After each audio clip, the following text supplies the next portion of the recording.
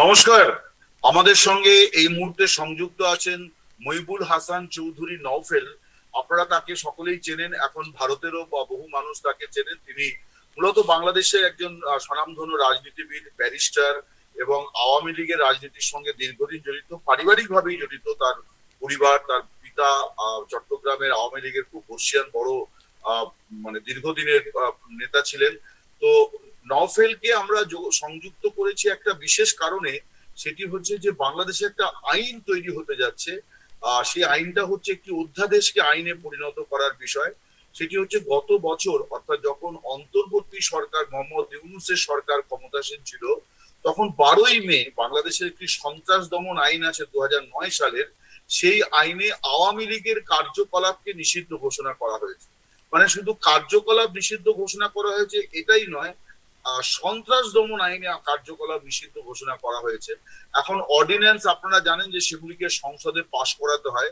তো এই অর্ডিন্যান্সকে সংসদে আইনি রূপ দেওয়া হবে, এরকমটাই বিএনপির বিভিন্ন মানে সংসদীয় নেতৃবৃন্দ এবং বিএনপির শীর্ষ নেতৃবৃন্দের তরফে জানা যাচ্ছে। এটা বাংলাদেশ মিডিয়াতে এই মুহূর্তে সবচেয়ে হট টপিক যে বাংলাদেশের রাজনীতিতে এ আর বি, আওয়ামী লীগ এবং বিএনপি, সেই বি এখন এ কে মাইনাস করতে চাইছে। তো আমরা মিস্টার নওফেলের কাছ থেকে একটু জানতে চাই যে আওয়ামী লীগ বিষয়টিকে কিভাবে দেখছে, আইনগত এবং সাংগঠনিক, রাজনৈতিক। ধন্যবাদ দাদা আপনাকে। আসলে আমাদের দলীয় অবস্থানটি ইতিমধ্যে এটা নিয়ে আলোচনা চলছে। একটা বিষয় হচ্ছে যে আমরা এই অধ্যাদেশকে দুভাবে দেখতে পারি। একটি হচ্ছে অধ্যাদেশে একটা পরিবর্তন এনেছে ইউনূস সরকার। অধ্যাদেশ মূল আইনে সে পরিবর্তনটা হচ্ছে যে মূল আইনে ছিল সরকার চাইলে যে কোনো ব্যক্তিকে বা প্রতিষ্ঠানকে মানে সন্ত্রাসবাদী সংগঠন হিসেবে ঘোষণা করতে পারে। ইউনূস সরকার যেটা করেছে সেটা সেখানে বলছে সত্তাও সংযুক্ত করে দিয়েছে, যেটা রাজনৈতিক দলও হতে পারে। হ্যাঁ, এবং সেই অধ্যাদেশ বলে তারা আমাদের নিষেধাজ্ঞা যে আদেশটা সেটা দিয়েছে। এখন এটা যদি একেবারে অত্যন্ত মানে আইনের টেকনিক্যালিটিসে দেখা যায়, সেটা বলা যেতে পারে যেহেতু সেটা অধ্যাদেশ ছিল এবং সেটা সংসদে পাশ হয়নি, সেই অধ্যাদেশ মূলে জারিকৃত যে নিষেধাজ্ঞার আদেশটা সেটা সংসদ বসে যাওয়ার পরপরই কিন্তু অকার্যকর হয়ে গিয়েছে। এখন যদি পূর্বের সেই অধ্যাদেশটি এখন আইনে রূপান্তর করা হয়, সেই আইন অনুযায়ী যদি পুনরায় আদেশ জারি করা হয় অথবা একটা ঘোষণা দেওয়া হয় যে পূর্বের আদেশটি বলবৎ আছে, তাহলে নিষেধাজ্ঞাটা হয় উঠে যাবে, নয় বলবৎ থাকবে। এটা আসলে প্রক্রিয়াগত যে বিষয়টা, টেকনিক্যালিটিস এর বিষয় আছে, কিন্তু এটার যে রাজনৈতিক ইমপ্লিকেশন সেটা হচ্ছে যে একটা মানে আলোচনা হচ্ছে যে এটা তারা একটা জেস্টার হিসেবে দেখাচ্ছে যে আমাদেরকে যে অবৈধভাবে অসাংবিধানিক ভাবে যে আমাদের নিষেধাজ্ঞা আরোপ করা হয়েছে সেটা যে স্পিরিটটা তারা ধরে রাখতে চাইছে, এই ধরনের একটা আলোচনা আছে রাজনৈতিক মহলে। তো আমি ব্যক্তিগতভাবে আইনের দৃষ্টিকোণ থেকে যেটা বলবো যে যদি সেই বিষয়টাই যদি সরকারের নীতি নির্ধারকদের অবস্থান হয়ে থাকে যে তারা নিষেধাজ্ঞাকেই বলবৎ রাখার জন্য এই অধ্যাদেশকে পাশ করছেন, তাহলে সেটা অবশ্যই রাজনৈতিক ক্ষেত্রে এবং বর্তমান যে সরকার তাদের স্থায়িত্বের ক্ষেত্রেও কিন্তু একটা বড় প্রশ্নবিদ্ধ একটা বিষয় হয়ে দাঁড়াবে। কারণ ভবিষ্যতে তারাও কিন্তু এই প্রক্রিয়ায় বা এইভাবে করে এই ধরনের চ্যালেঞ্জের মুখে পড়বেন। এই শুভবুদ্ধিটা তাদের মধ্যে আসবে কিনা আমি জানি না। আবার আরেকটা বিষয় হচ্ছে তারা যদি এটা প্রথমেই খোলাসা করেন যে এটা আইনের যেই সিদ্ধান্ত, সেটা অনুসারে তো সরকারকে ঘোষণা দিতে হয়। তো ঘোষণার ক্ষেত্রে কিন্তু সরকারের এখতিয়ার রয়ে যায়, তারা নিষেধাজ্ঞাটা প্রত্যাহার করবে কি করবে না সেটা কিন্তু পরবর্তী পদক্ষেপ। তো আইনের অধ্যাদেশের পরিবর্তন আসুক বা না আসুক, সরকারের কাছে কিন্তু মূল এখতিয়ারটা রয়ে যাচ্ছে এবং সেটা তারা বলতে পারেন যে সামনের দিনগুলোতে পরিস্থিতি বিবেচনায় এবং আমরা আমাদের রাজনৈতিক সিদ্ধান্ত বা সরকারি প্রশাসনিক সিদ্ধান্ত মোতাবেক সিদ্ধান্ত নেব নিষেধাজ্ঞার প্রশ্নে। সেটা যদি আগে থেকে বলে দেন, এটার বিষয়ে যে এখন যে আলোচনাটা চলছে বা সমালোচনাটা হচ্ছে সেটা হয়তো বা সীমাবদ্ধ হয়ে যাবে। তো এটাই হচ্ছে বিষয়।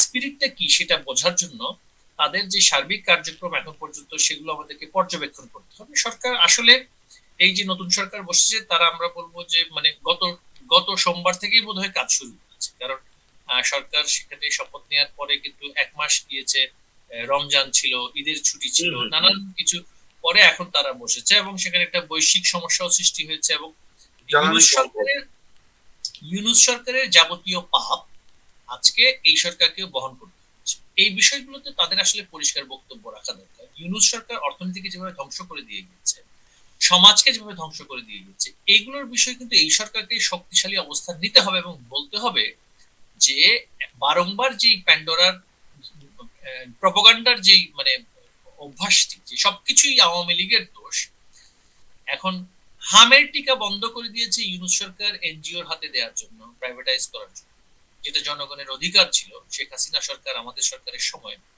সেটা কারণে আজকে এতগুলো শিশু মারা গেল। এই গণহত্যা, এটা তো গণহত্যার মতো বিষয়।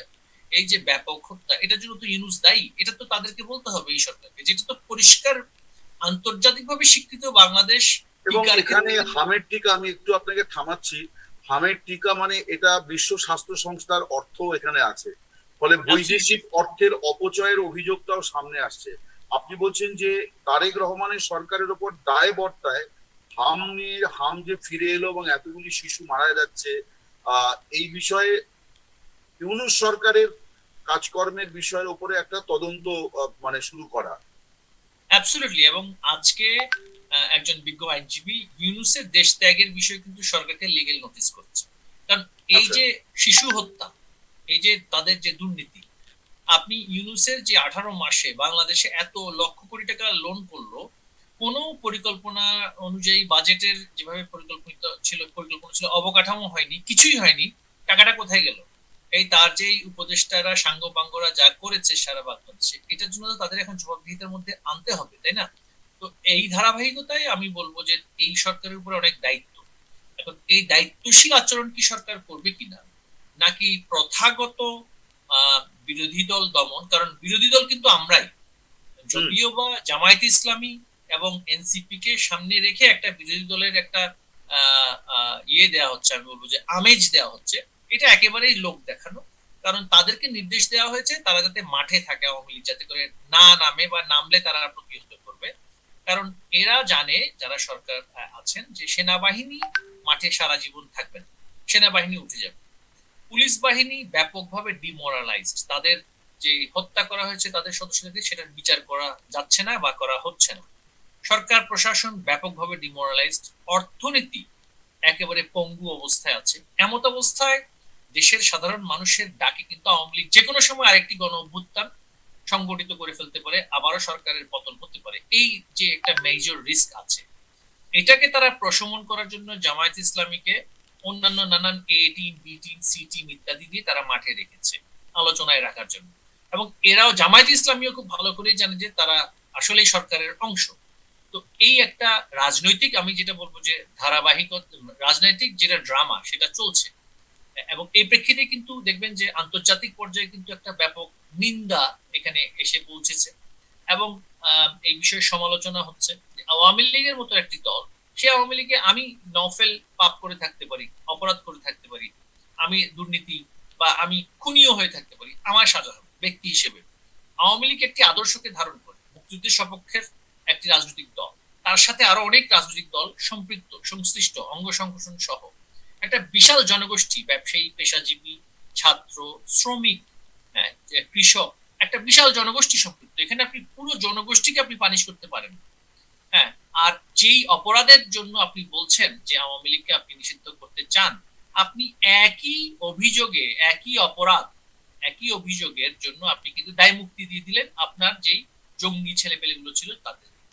এই যে একটা দ্বিচারিতা বিশ্ববাসীর কাছে এখন পরিষ্কার হয়ে গিয়েছে, আঞ্চলিক পর্যায়ে পরিষ্কার হয়ে গেছে, এবং আঞ্চলিক সকল শক্তি সমূহ, বাংলাদেশের প্রতিবেশী দেশ সমূহ, এবং বিশেষ করে আমি বলবো আঞ্চলিক অংশীদার, ভারত আছে, চীন আছে, শ্রীলঙ্কা আছে, বা মিডল ইস্টার্ন যে কান্ট্রি গুলো আছে, তাদের কাছেও কিন্তু পরিষ্কার হয়ে গিয়েছে যে এই যে জঙ্গি সরকারটি কি করেছিল। আপনি দেখবেন যে এটা শুধু ভারত বলে নয়, ইউএই, সংযুক্ত আরব আমিরাত, ইউনূস সরকার দায়িত্ব গ্রহণের সাথে সাথে তারা কিন্তু সেখানে ভিসা দেওয়া বন্ধ করে দিয়েছে। হ্যাঁ, ইউনূস সরকারের, ইউনূসের পক্ষে সেখানে মিছিল করানোর কারণে ইউনূস কিন্তু সেখানে মিছিল করিয়েছে অবৈধভাবে, এবং করে আমাদের শ্রমবাজারটাকে ধ্বংস করে দিয়েছে।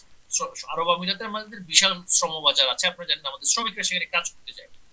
এই যে একটা বৈশ্বিক অরাজকতা এই এই প্রতারক ইউনূস করে গেল, এবং রোহিঙ্গা থেকে শুরু করে সর্ব জায়গায় সে কিন্তু ধ্বংস করে দিয়েছে। তার যেখানেই তার হাতের ছোঁয়া লেগেছে সেটাই আমি বলবো অভিশপ্ত হয়ে পরিণত হয়েছে, অভিশপ্ত। এবং তারা দেশের মানুষের সাথে প্রতারণা করেছে। এগুলো কিন্তু এই সরকারকে দায়িত্বশীল ভূমিকা রাখতে হবে। যদি শুধুমাত্র নাটকের জন্য তারা নাটক করেন তাহলে কিন্তু ইউনূসের আপনি তো 18 মাস ছিল। আপনি তার মানে বলছেন যে আহ, সরকার একটা আছে, ফলে তারা হয়তো এরকম একটা উদ্যোগ নিচ্ছে বা ভাবছে, কিন্তু এটার পেছনে জামায়াত ইসলামী এবং এনসিপি বা আওয়ামী লীগ বিরোধী সব শক্তির একটা সমর্থন আছে। মানে এদের বিরোধিতাটা সংসদের মধ্যে সীমাবদ্ধ, ময়দানে তারা অভিন্ন কর্মসূচি, যে আওয়ামী লীগকে ফিরতে দেওয়া যাবে না, এটাই আপনার বক্তব্য। আপনি আরেকটি কথা বললেন। তারা শুধুমাত্র আওয়ামী লীগকে ফিরতে দিতে চায় না, তারা মুক্তিযুদ্ধের সপক্ষের সকল শক্তিকেই রাষ্ট্রের কোন ধরনের দায়িত্বশীল ভূমিকায় আনতে দিতে চায় না। এটা আওয়ামী লীগ আছে, এটা জাসদ আছে, জাতীয় ওয়ার্কার্স পার্টি পার্টি আছে আছে, বা কমিউনিস্ট পার্টি আছে, জাতীয় অন্যান্য। পার্টি আছে, বাসদ আছে। মানে অনেকগুলো দল যারা মুক্তিযুদ্ধের সপক্ষে, তারা শুধু চায় তাদের যে জঙ্গি গোষ্ঠীর সাথে সম্পৃক্ত ওই যে আছে যে আমার Bangladesh party, AB party, NCP party, Jamaat Islami এবং বিএনপি, এই চারটা দল ছাড়া বাংলাদেশের আর কোনো রাজনৈতিক দলকে রাষ্ট্রীয় কোনো দায়িত্ব বা রাষ্ট্রীয় সিদ্ধান্ত গ্রহণ প্রক্রিয়ার মধ্যে তারা সম্পৃক্ত করতে চায় না। এটাই হচ্ছে তাদের অবস্থান। আপনি আরেকটি কথা বললেন যে গণ শিশু হত্যা, এই বিষয়টা, মানে এই যে হাম নিয়ে এখন যে পরিস্থিতি তৈরি হয়েছে, এটাকে আপনি বলছেন যে গণ শিশু হত্যা, অর্থাৎ এটা সরকারের একটা ব্যর্থতা এবং এটা আটকানোর চেষ্টা বা আটকানোর যেত, এবং আপনি এটা নিয়ে একটা তদন্ত দাবি করছেন যে এখন সরকারের উপর দায় বর্তায় যে প্রিভিয়াস গভর্নমেন্ট অর্থাৎ ইউনূস গভর্নমেন্টের এই বিষয়ে কি করেছিল সেটা। তো আমি একটুখানি আপনার কাছে জানতে চাইছি যে আওয়ামী লীগের উপরে যে নিষেধাজ্ঞা বলুন বা যাই বলুন, আমরা দীর্ঘ সময় ধরে লক্ষ্য করছি, মানে 2025-এর 12ই মে হয়েছিল মানে নিষেধাজ্ঞা জারি। এখনো পর্যন্ত আপনারা আদালতের দোরগোড়ায় যাচ্ছেন না, মানে যে এই এটা প্রত্যাহার করার ব্যাপারে, এইটার কি কারণ? দেখুন, আদালতের কাছে আপনি যাবেন কখন? যখন আদালতের সেই বিচার করার স্বাধীনতাটা থাকে। আমাদের সরকারকে উৎখাত করার পরপরই সর্বোচ্চ আদালতে মব সৃষ্টি করে পুরো এন্টায়ার, যেটা আমাদের মানে উপমহাদেশ নয়, শুধু এশিয়া মহাদেশের ইতিহাসে যেটা হয়নি, আমি বলবো পৃথিবীর ইতিহাসে, সমসাময়িক ইতিহাসে যেটা হয়নি, সর্বোচ্চ আদালতের সকল বিচারককে জোরপূর্বক পদত্যাগ করানো হবে, চিফ জাস্টিস সহ। এখন যেটা মানে আমাদের তো বাংলাদেশ স্বাধীন হওয়ার পরও কিন্তু আদালতের প্রশ্নে কিন্তু বঙ্গবন্ধু সরকারের সিদ্ধান্ত ছিল যে আদালত কিভাবে গঠিত হবে, সেটা কিন্তু ধারাবাহিকতা ছিল। আদালতের কিন্তু ধারাবাহিকতা আপনি ভঙ্গ করতে পারেন না। এইভাবে করে সকল বিচারককে পদত্যাগ করা হবে। রাতারাতি জামায়াতে ইসলামীর সাথে সংশ্লিষ্ট কিছু বিচারককে তারা কিন্তু উচ্চ আদালতে, যেটা আমাদের হাইকোর্ট আছে, সেইখানে অ্যাপিলেট ডিভিশন অর্থাৎ সুপ্রিম কোর্টের যেটা আমাদের আপিল বিভাগ, সেখানে তো বিচারক শূন্য করে দিল। রাতারাতি বিচারক তৈরি করা হলো, সেখানে অ্যাপয়েন্টমেন্ট করা হলো আমাদের উচ্চ আদালত থেকে, হাইকোর্ট থেকে। অর্থাৎ আপনারা মনে করছেন যে আদালতে গিয়েও আপনারা কোনো মানে আইনি বিচার বা ন্যায় বিচার পাবেন না? আদালত না, আদালতকে এখন যে পরিস্থিতির মধ্যে তারা ফেলেছে নতুন অ্যাপয়েন্টমেন্ট দেওয়ার মাধ্যমে, সেখানে বলতে গেলে যে বিএনপি জামায়াত ইসলামী লাঠিয়াল বাহিনীকে সেখানে তারা নিয়োগ করছে। এবং আদালতে আপনি কোথাও যদি রিট করতে যান, সেখানে হুমকি দেওয়া হচ্ছে। আদালতে যখন কোনো জামিন দেওয়া হচ্ছে, তখন সেখানে আদালতের উপরে সরাসরি ঘোষণা দিয়ে বলা হচ্ছে সেই বিচারক বা বিচারপতির উপরে আক্রান্ত করা হবে, তাদেরকে আক্রমণ করা হবে, মব সৃষ্টি করা হবে। তো এই ধরনের একটা পরিস্থিতিতে আদালতের শুনানি তো দূরের কথা, যেখানে আমি আবেদন আমি অ্যাকসেপ্ট করাতেই পারছি না, সেখানে তো শুনানি হতো অনেক পরের কথা, কারণ কোনো বিষয়ে তো শুনানি। সেক্ষেত্রে তো হাতে আছে শুধুমাত্র জনতার আদালত। তো জনতার আদালতে যাওয়ার ব্যাপারে আওয়ামী লীগের কি প্রস্তুতি আছে? আওয়ামী লীগ কি করবে? মানে নির্বাচন তো হয়ে গেছে, বাংলাদেশ সংসদ আওয়ামী লীগ মুক্ত, ইনফ্যাক্ট মুক্তিযুদ্ধের পক্ষের শক্তি এখন অনেকটাই দুর্বল বাংলাদেশ সংসদে। তো এই ব্যাপারে আওয়ামী লীগের রাজনৈতিক কর্মসূচি কি আছে, কি ভবিষ্যৎ পরিকল্পনা, আপনারা কি ভাবছেন? দেখুন, আওয়ামী লীগের প্রথম যেই আমাদের এই পর্যায়ে একটা রাজনৈতিক কৌশলের অংশ হিসেবে যে লক্ষ্যটা ছিল, সেটা বাস্তবায়িত, সেটা হচ্ছে বিশ্ব প্রতারক খুনি ইউনূসকে বিদায় করতে হবে। সেটা আমরা নানান কৌশলে কিন্তু সেটা করতে পেরেছি। এবং তাদের কিন্তু যে অভিলাষ ছিল 5 বছর সরকারে থাকবে, 10 বছরের জন্য নির্বাচিত হবে, প্রেসিডেন্ট হবে, এই সকল কিন্তু কৌশল এবং পরিকল্পনা ভণ্ডুল হয়ে গেছে। এটা আমরা মনে করি প্রাথমিকভাবে আমাদের বিজয় হয়েছে, এবং এটা করার জন্য না, কিন্তু তার পরিবর্তে তো তারেক রহমান প্রধানমন্ত্রী হয়ে গেছেন এবং আওয়ামী লীগ আর- নির্বাচনে অংশ নিতে পারেনি। মানে পারেনি। হ্যাঁ, সেটা ঠিক। আমি সেখানে আসছি। আওয়ামী লীগকে অংশ না নেওয়ার জন্য যে একটা বৈশ্বিক যে ষড়যন্ত্র ছিল, বিশেষ করে পশ্চিমা শক্তিগুলো সেখানে এই সরকারকে বৈধতা দেওয়ার জন্য উঠে পড়ে লেগেছিল, এবং পশ্চিমা দেশগুলোর একটি দেশ সরাসরি জামায়াত ইসলামীকে সরকারে আনার জন্য তাদের মনোভাব প্রকাশ করেছিল। এই যে উগ্রপন্থীদের একটা উত্থানের চেষ্টা, সেটাও কিন্তু ভণ্ডুল হয়েছে। জামায়াত ইসলামী এবং এনসিপি কে সাথে নিয়ে সরকার গঠন করার যে একটা গভীর ষড়যন্ত্র ছিল, আন্তর্জাতিক ষড়যন্ত্র আমি বলবো, ইউনূসেরও সেখানে সরাসরি সম্পৃক্ততা ছিল, সেটা কিন্তু ভণ্ডুল হয়ে গেছে। পরিকল্পনা ছিল বাংলাদেশে পাকিস্তানের মতন সরকার গঠিত হবে, অর্থাৎ দুটো দল বড় অংশের ভোট পাবে, 100-130, আর মাঝখানে ক্ষমতার কিং মেকার হবে এনসিপি, যারা ওই কিছু কিছু বিদেশি শক্তির কাছ থেকে অর্থ এবং ইউনূসের কাছে অর্থ নিয়ে চলছে। ইউনূস সেন্টারের যে প্রস্তাবিত স্পন্সর তাদের যে পার্টি, এটা কিন্তু ভণ্ডুল হয়ে গেছে। সেই 100 পার্টি যেটা 70-এ গিয়ে ঠেকেছে, আবার যাকে 120-এ অল আউট করে দেওয়ার প্ল্যান ছিল, সে কিন্তু 200-তে গিয়ে ঠেকেছে। তো সেই ক্ষেত্রে তাদের দ্বিতীয় পরিকল্পনাটাও ভেস্তে গিয়েছে। প্রথম পরিকল্পনা ছিল ইউনূসকে দিয়ে শাসন করা, রাষ্ট্রপতি শাসন জারি করা, সংবিধান স্থগিত করা, সেটা ভণ্ডুল হয়েছে। দ্বিতীয় যেটা, সেটাও কিন্তু যে আমাদের এখানে একটা ভঙ্গুর সরকার প্রতিষ্ঠা করা, যেটা ওই রিমোট কন্ট্রোল চাপ দিবে বাড়িধারা থেকে বা বিদেশ থেকে, তখন সে হা না ভোটের মাধ্যমে, ভোট অফ কনফিডেন্সের মাধ্যমে সরকার ফেলে দিবে, যেটা পাকিস্তানে তারা করে। দুটো মেজর পার্টি থাকে, নেওয়াজ শরীফের পার্টি আর ওই যে বেনজির ভুট্টোর পার্টি, দুটো পার্টির মধ্যে কিছু খুচরো পার্টি থাকে, খুচরো পার্টিগুলোকে দিয়ে তাদের ইন্টেলিজেন্স সরকার ফেলে দেয়। একই পরিকল্পনা এখানে ছিল, তাই সেটা কিন্তু বাস্তবায়ন করতে পারেনি। আঞ্চলিক অংশীদাররা, আওয়ামী লীগের অংশীদাররা, অংশগ্রহণ সকলের মধ্যে একটা মৌন একটা সমর্থন নিয়ে কিন্তু এই সরকার গঠিত হয়েছে। এটা যারা সরকারে বসে আছেন তারাও খুব ভালো করে জানেন। এখন আমার তৃতীয় লক্ষ্য হচ্ছে আমার আমার যারা কর্মীরা আছে কারাগারে দীর্ঘদিন ধরে তারা কারাবরণ করেছে এবং কারা নির্যাতিত, তাদেরকে আমার মুক্ত করা। সেক্ষেত্রে আমার শুধু সরকারের কোনো সংশ্লিষ্টতার প্রয়োজন হচ্ছে না, বিচার বিভাগকে স্বাধীনতা দেওয়ার কথাটা আসছে, যে বিচার বিভাগ স্বাধীনভাবে বিচার করে তার যে নাগরিক অধিকার, সাংবিধানিক অধিকার, জামিন পাওয়ার অধিকার, সে অধিকার আমাকে দিতে হবে। আমার এতগুলো সিনিয়র লিডারকে আপনারা আটকে রেখেছেন। আমাদের সময় তো যুদ্ধাপরাধের ট্রাইব্যুনালে মীর কাশেম আলীকেও জামিন দেওয়া হয়েছিল, তিনি জামিন নিয়ে বিদেশে গিয়েছেন, চিকিৎসা করেছেন, আবার দেশে এসেছেন, সবাই জামিনে ছিল। আমরা আইনের প্রতি শ্রদ্ধাশীল থাকবো যদি আপনি কোর্টকে ফাংশন করতে দিচ্ছেন না। আমরা চাই কোর্ট ফাংশন করবে, আমরা চাই আমাদের কারাবন্দীরা মুক্তি পাবে, যেটা তাদের নাগরিক অধিকার, আইনি অধিকার, সেটা পাক। তারপরে হচ্ছে আমরা আমাদের নিষেধাজ্ঞাটা প্রত্যাহার চাচ্ছি, তাই না? আমরা তো চাচ্ছি না সরকারের পতন। এখন আপনি আমার যে চাওয়াটা, সেটা যদি শান্তিপূর্ণ উপায়ে আমি যদি সেটা বাস্তবায়ন করতে না পারি, তখন আমাকে আমার পদক্ষেপ নিতে হবে। আর অশান্তির জায়গা কিন্তু সৃষ্টি করা আওয়ামী লীগের জন্য কোনো বিষয় না। অশান্তির প্রক্রিয়াটা কিন্তু আওয়ামী লীগ খুব ভালো করে জানে কিভাবে করতে পারে, করা যায়। হ্যাঁ, রাজনৈতিক ভাবে আমরা তো অনেক কঠিন পর্যায়ে পথ পরিক্রমার মধ্যে দিয়ে এসেছি। অশান্ত করে বাংলাদেশকে এই সরকারের পতনের লক্ষ্যে আন্দোলন করাটাও কিন্তু আমাদের পক্ষে সম্ভব, কারণ সেনাবাহিনী দিয়ে সরকার বেশি দিন টিকে থাকতে পারবে। আর এই যে মিলিশিয়া বাহিনী অস্ত্র যেগুলো লুটপাট করে, এই যে জামায়াত ইসলামী এনসিপির ক্যাডাররা জিহাদি জঙ্গি গোষ্ঠীর অস্ত্র যেগুলো নিয়ে বসে আছে, সেই অস্ত্রের উত্তর পাল্টা দেওয়ার জন্য কিন্তু আমার প্রস্তুতি আছে। তো আমার কথা হচ্ছে, আমি কি সেই গৃহযুদ্ধপূর্ণ পরিস্থিতিতে বাংলাদেশকে নিয়ে যেতে চাই কিনা? আমরা চাই না, কেউই চাই না।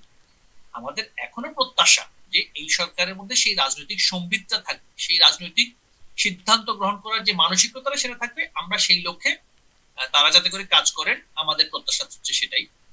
আমরা এখানের মধ্যে কোনো ধরনের সংঘাতপূর্ণ পরিস্থিতি সৃষ্টি করতে আমরা চাচ্ছি না, কিন্তু সংঘাত করতে চাইলে কিন্তু আওয়ামী লীগ সেই সংগ্রামের জন্য যথাযথভাবে প্রস্তুত আছে। মানে আপনি তো ভয়ঙ্কর কথা বললেন যে এই নিষেধাজ্ঞা না উঠলে মানে টিট ফর ট্যাট, অর্থাৎ আমরা যে বলি চালু কথা, অর্থাৎ আওয়ামী লীগও পাল্টা পথে নামতে পারে এবং আহ মানে অস্ত্র অস্ত্র সেনার হাতে আছে, পুলিশের হাতে আছে, এবং আপনি বলছেন যে যে অস্ত্র লুট হয়েছে সেগুলি মৌলবাদী বা জঙ্গি গোষ্ঠীর হাতে আছে। এই সত্যগুলোকে জানা সত্ত্বেও আপনারা মনে করছেন যে আপনারা জবাব দিতে মানে সক্ষম, এবং সেটা আওয়ামী লীগ এ ব্যাপারে। তো এরকম থেকে একটা কথা মনে হয় যে আপনারা বোধহয় আরেকটা লিবারেশন ওয়ারের কথাই হয়তো ভাবছেন, যে বাংলাদেশের পরিস্থিতি কি সেই দিকেই চলে যাচ্ছে যে আপনাদের নিষেধাজ্ঞা বলবৎ থাকবে।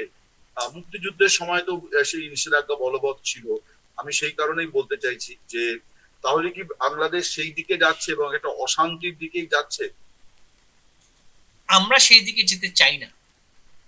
অশান্ত করা, দেশকে গৃহযুদ্ধপূর্ণ পরিস্থিতি সৃষ্টি করা, সেটা আমরা চাই না।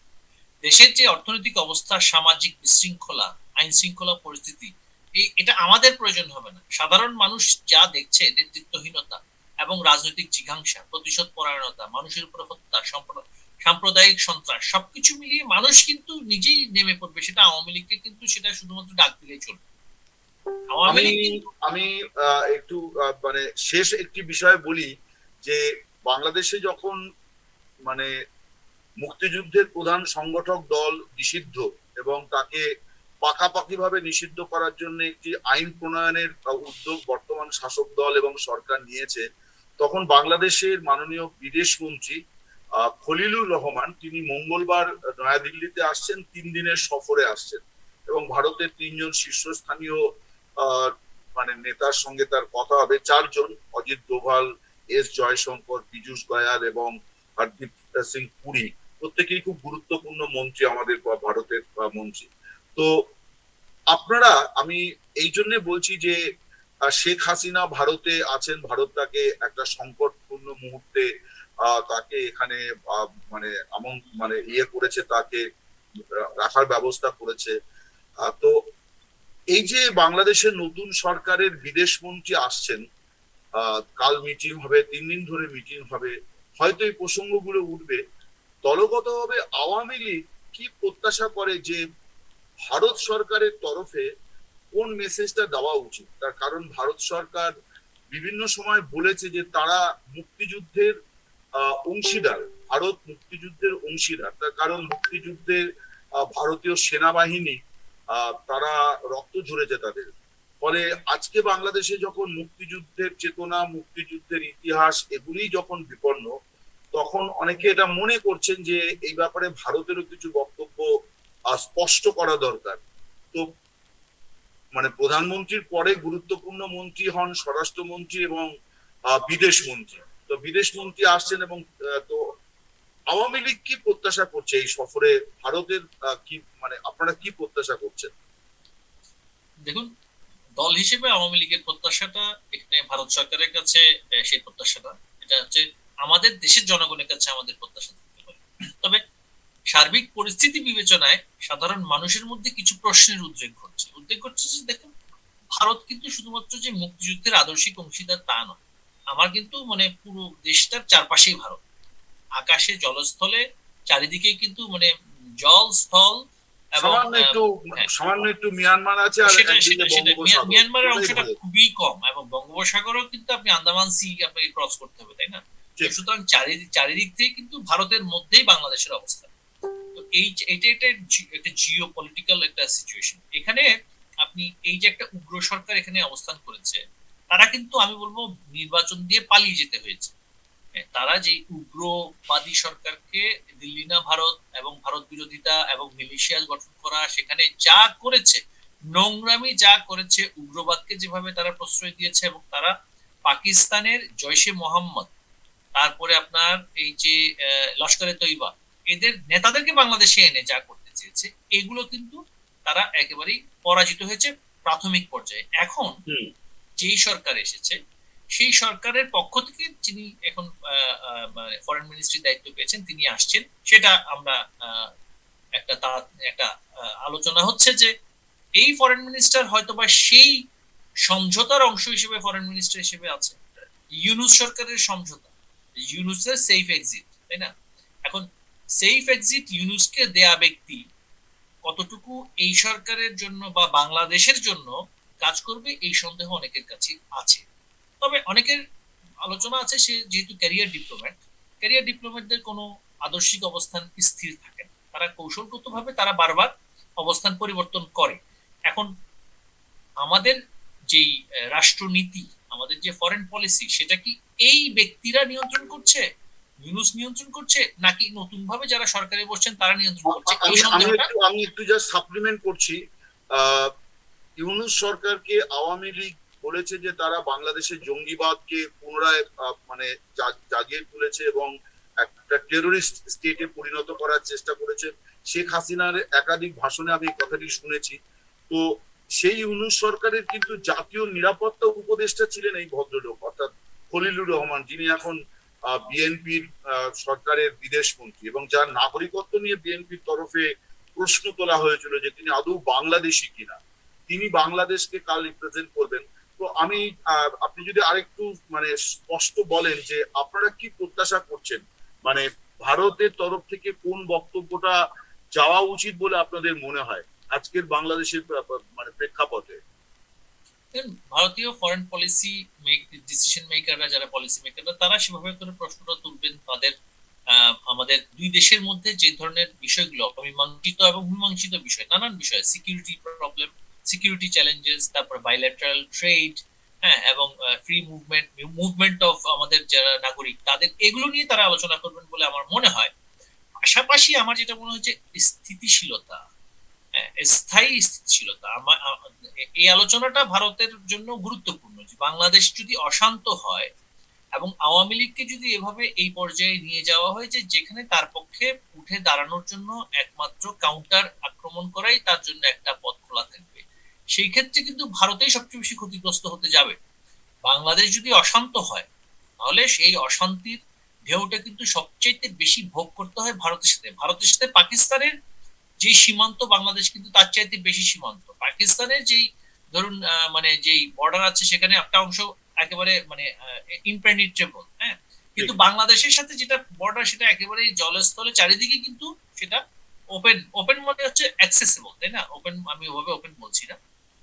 এই প্রেক্ষাপটে ভারত তো অবশ্যই তার স্থায়ী স্থিতিশীলতা নিয়ে ভাববে, নিরাপত্তা নিয়ে ভাববে। তো সেখানে জঙ্গিবাদের উত্থানের প্রশ্নে নিশ্চয়ই আলোচনা থাকবে, এবং সার্বিকভাবে যদি প্রগতিশীল স্বাধীনতা মুক্তিযুদ্ধের পক্ষের শক্তিকে যদি রাজনৈতিকভাবে একঘরে করে দেওয়া হয়, তাদের পক্ষে ঘুরে দাঁড়ালে আরো কি অশান্তি ঘটতে পারে সেটা নিয়েও নিশ্চয়ই আলোচনা থাকবে।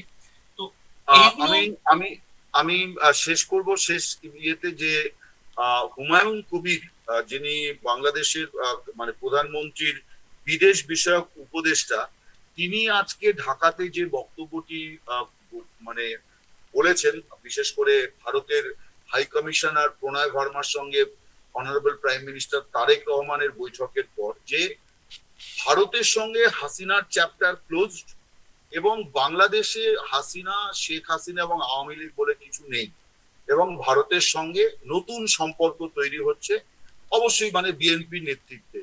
তো এই যে কথা, বাংলাদেশের মানে উনি মন্ত্রী পদমর্যাদার একজন উপদেষ্টা এবং বিদেশ বিষয়ক উপদেষ্টা, তিনি বলছেন যে শেখ হাসিনার সঙ্গে ভারতের সম্পর্ক শেষ। আপনি আওয়ামী লীগের একজন নেতা হিসেবে, আওয়ামী লীগের একজন মানে কি বলা যায়, মানে আপনি যেহেতু দলের কথা বলেন, আপনি তো কি মানে আপনাদের প্রতিক্রিয়াটা কি? মানে দেখুন, মিস্টার হুমায়ুন কবির, তাকে আমি অনেক আগে থেকে চিনি, 2006 সাল থেকে চিনি। তিনি আসলে সেভাবে বিএনপি রাজনীতিও করতেন। তিনি লন্ডনে একটা মানে চাকরি করতেন, তার একটা ক্যারিয়ার ছিল। সেখান থেকে যে কোনো ভাবেই হোক তিনি বিএনপি রাজনীতিতে সংযুক্ত হয়েছে। তিনি চেয়েছিলেন আওয়ামী লীগ করতে, একটা ক্ষোভ অভিমান তো আছে। তিনি আমাদের যে সাবেক সাধারণ সম্পাদক জনাব সৈয়দ আশরাফুল ইসলাম, তার সাথে খুব ঘনিষ্ঠ ছিলেন, লেবার পার্টি করতেন একসাথে টাওয়ার হ্যামলেটস এলাকাতে। তো স্বাভাবিকভাবেই তার একটা প্রত্যাশা ছিল আওয়ামী লীগের রাজনীতিতে তাকে একটা স্থান দেওয়া। কিন্তু আওয়ামী লীগের রাজনীতি তো সহজ না যে উড়ে এসে জুড়ে বসে যাবে লন্ডন থেকে, সেটা এত সহজ না। সেটা হয়নি, তার অনেক রাগ ক্ষোভ দুঃখ আছে। তার সাথে আমার অনেক বৈঠক হয়েছে 1-11 কালীন সময়ে। আমি কিন্তু তাকে খুব ভালো করে চিনতাম, তার বাড়িতে আমি গিয়েছি বার্কিং এ লন্ডনে। তিনি একজন ব্রিটিশ নাগরিক, হ্যাঁ, আপনারা একজন প্রায় ব্রিটিশ সহমর্মী নাগরিক, হবেন আর কি। মানে কাছাকাছি। তো একজন ব্রিটিশ নাগরিক, তিনি এখন ব্রিটিশ নাগরিক, তিনি বাংলাদেশে এসেছেন, আঞ্চলিক রাজনীতি এবং পররাষ্ট্র নানান বিষয় নিয়ে তিনি কথাবার্তা বলবেন, তিনি রাজনৈতিক দৃষ্টিভঙ্গি দিয়ে বলছেন। বিষয়টা হচ্ছে তিনি তো আসলে নিজেই স্থায়ী নাগরিক নন বাংলাদেশে, তাই না? তিনি স্থায়ী নাগরিক নন বলেই কিন্তু উপদেষ্টা হয়েছেন। তিনি মন্ত্রী পরিষদে যাননি। মন্ত্রী পরিষদে যেতে হলে কিন্তু তাকে নাগরিকত্ব ছাড়তে হবে সংবিধান অনুসারে, সেটা তিনি করেননি। তো যেই ব্যক্তি তার নিজেরই অবস্থান এখনো স্থায়ী করতে পারেনি, বাংলাদেশের নাগরিকত্ব, ব্রিটিশ নাগরিকত্ব ছেড়ে দিয়ে বাংলাদেশের নাগরিকত্ব নিয়ে বাংলাদেশের পক্ষে আমাদের ফরেন পলিসি নিয়ে কথা বলার এখনো অবস্থায় আসেননি, তার কথা কতটুকু গ্রহণযোগ্য? আমরা তো এই বিষয়টাও একটা মাথায় ভাবতে হবে। আমি ব্যক্তি পর্যায়ে সমালোচনাটা সঠিক হয় না, কারণ আমি তাকে ব্যক্তিগতভাবে চিনি, তাই না? তাই আমি তার ব্যাপারে এটা বলতে চাচ্ছি না। হুমায়ুন কবির তিনি আমি যে বিশ্ববিদ্যালয়ে পড়াশোনা করেছি, তিনি অ্যালামনাই সেই বিশ্ববিদ্যালয়ে, তাকে আমি অনেক আগে থেকেই চিনি। কিন্তু বাস্তবতাটা কি? ইনি হচ্ছেন একজন ব্রিটিশ নাগরিক। তিনি বাংলাদেশে এসে নিজে স্থায়ী হননি। তিনি আমাদের পররাষ্ট্র বিষয়ক উপদেষ্টা হয়েছে। তো যিনি নিজেই স্থায়ী নাগরিক নন, যিনি একক নাগরিকত্ব নেই তার, এখন পুরো পররাষ্ট্র আমাদের যে ফরেন মিনিস্ট্রিটা চলছেই হচ্ছে দুইজন বিদেশি নাগরিকের মাধ্যমে, একজন American citizen mister Khalilur Rahman, আর একজন হচ্ছেন মিস্টার হুমায়ুন কবির। হ্যাঁ, তো দুজনেই কিন্তু আমেরিকান নাগরিক, এবং এটাও আলোচনা আছে আমাদের যিনি স্টেট মিনিস্টার, প্রতিমন্ত্রী শামা ওবায়েদ, তিনি আমেরিকান নাগরিকত্ব ছেড়ে দিয়ে তিনি নাকি উনি নির্বাচন করেছেন, শেষ করার আগেই ছেড়ে দিয়েছিলেন। তো সেই ক্ষেত্রে এই তিনজনের মধ্যে আমি বলবো যে যিনি নির্বাচনের জন্য পশ্চিমা দেশে নাগরিকত্ব ছেড়ে দিয়ে নির্বাচন করেছেন, তার ক্রেডিবিলিটি তো স্বাভাবিকভাবেই অনেক বেশি থাকা উচিত রাজনৈতিকভাবে, আমি মনে করি। এবং তার বাবাও ছিলেন একজন আওয়ামী লীগের নেতা, কে এম ওবায়দুর রহমানের সন্তান তিনি, শামা ওবায়েদ। তো একটা রাজনৈতিক একটা ব্যাকগ্রাউন্ড তার আছে। তো সেই ক্ষেত্রে আমি তার মন্তব্যগুলো রাজনৈতিক অবস্থান থেকে অনেক বেশি আমি বলবো ক্রেডিবল। সেখানে দুজন বিদেশি নাগরিকের বক্তব্যটা আমাদের ফরেন পলিসির দৃষ্টিকোণ থেকে এবং দেশের একজন নাগরিক হিসেবে আমি সেটাকে একটু কম গুরুত্ব দেওয়ার কথা আমি বলবো। এবং সেই জন্যই আমি জনাব হুমায়ুন কবিরের মন্তব্যে কোনো পাল্টা মন্তব্য করতে চাই না, কারণ আমি এটাকে ইনসিগনিফিকেন্ট এবং ইররেলেভেন্ট বলে মনে করি। অনেক ধন্যবাদ আপনাকে আমাদের সময় দেওয়ার জন্য। আপনি ভালো থাকুন, বাংলাদেশের মঙ্গল হোক। নমস্কার, শুভরাত্রি। ধন্যবাদ আপনাকে।